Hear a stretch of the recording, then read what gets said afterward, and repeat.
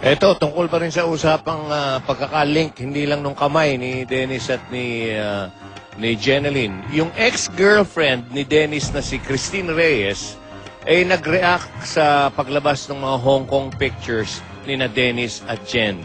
At narito po mga kaibigan, mga chismoso at chismosa, mainit-init pa at kasasagap lang. Eto.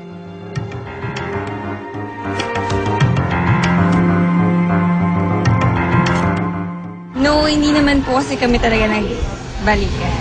So, walang masama kung makipag-date siya sa iba. Right now, wala na rin kami communication. So, mas okay.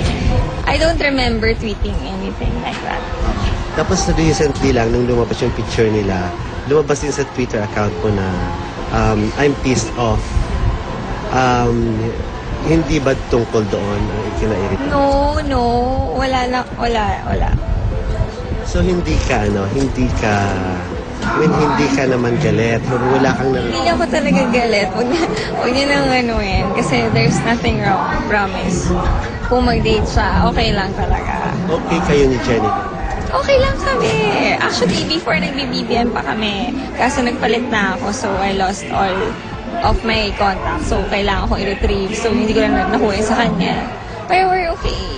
Magkasama kasi sila kayo sa Working Girls, magkasama sa Working Girls. So, walang didmahan, walang Well, I think so. Kasi wala namang masama kung sila na or nag-date sila, diba? Para sa akin. So, oo naman, mapapansin na naman kami. Happy couple din. Yes, of course. Message sa kanya. Well, enjoy and, wala lang, good luck. I don't know kasi wala naman akong dapat sabihin.